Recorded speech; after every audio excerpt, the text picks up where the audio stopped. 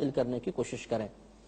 اب یاد رکھیں کہ معتکف کے لیے مسجد سے بلا عذر باہر نکلنا ممنوع ہوتا ہے۔ یہاں ہم یہ کہہ سکتے ہیں کہ بعض چیزیں ایسی ہیں جن سے اعتکاف ٹوٹ جاتا ہے۔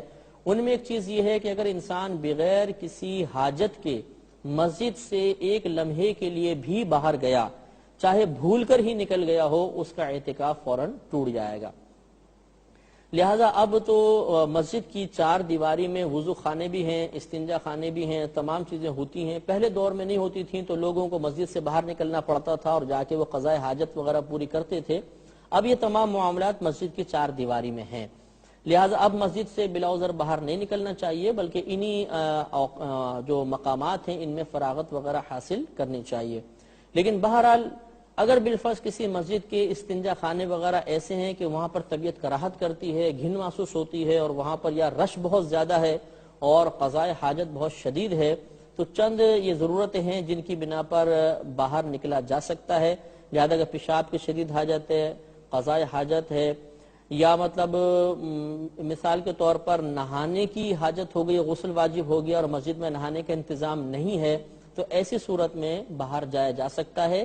لیکن جیسے ہی حاجت پوری ہو فوراً اپنے مسجد میں واپس آ جائیں، اور اس میں بھی اگر ایک مقام قریب ہے ایک دور ہے تو دور والے میں نہ جائیں بلکہ قریب والے میں جا کر اپنی حاجت کو پورا کریں اور فوراً مسجد میں آ جایا جائے۔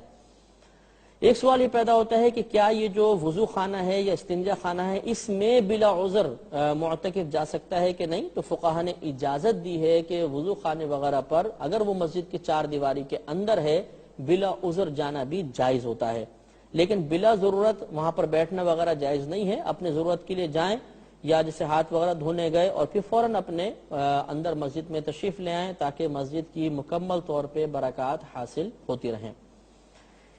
ایک مسئلہ یہ بھی پوچھا جاتا ہے کہ بسا اوقات مسجد میں احتلام ہو جاتا ہے تو کیا اس سے اعتکاف ٹوٹ جاتا ہے؟ تو یاد رکھیں کہ جس سے روزہ ٹوٹے گا اس سے اعتکاف بھی ٹوٹ جائے گا، جس چیز سے روزہ نہیں ٹوٹتا اعتکاف بھی نہیں ٹوٹے گا۔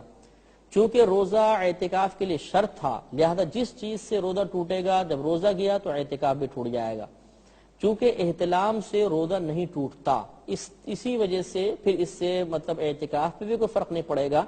لیکن اتنا مسئلہ ضرور ہے کہ اگر معتکف کی آنکھ کھلی اور اس نے محسوس کیا کہ مجھے احتلام ہو گیا ہے تو وہ ایک لمحہ بھی اب مسجد میں نہیں ٹھہر سکتا، بلکہ حکم یہ ہوگا کہ فوراً تیمم کرے، چاہے وہ قریبی جو مطلب فرش ہے سنگ مرمر کا اس سے کر لے، یا دیوار اگر چونے کی ہے تو چونے کی دیوار سے وہ فوراً تیمم کرے اور پھر وہ مسجد سے باہر نکل جائے، اور باہر نکل کے پھر کسی سے کپڑے وغیرہ منگائے، غسل وغیرہ کرنے کے بعد مسجد میں آئے۔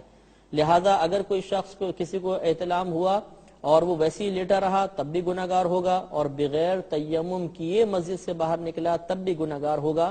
لہذا فوراً اٹھنا ہے اور فوراً تیمم کر کے پھر باہر نکلنا ہے۔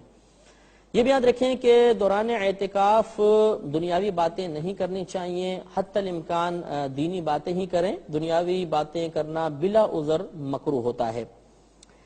اعتکاف کے دوران حتی الامکان اپنا وقت ضائع نہیں کرنا چاہیے، خوب عبادات کرنی چاہیے، اور اپنے گھر والوں کے لیے، اپنے دوستوں کے لیے، رشتہ داروں کے لیے کثرت کے ساتھ دعائیں کرنی چاہیے، کیونکہ معتکف کی دعا بہت مقبول ہوتی ہے اور اللہ تبارک و تعالی اس کی دعا کی برکت سے دوسروں کی بھی بخشش کا سامان کرتا ہے۔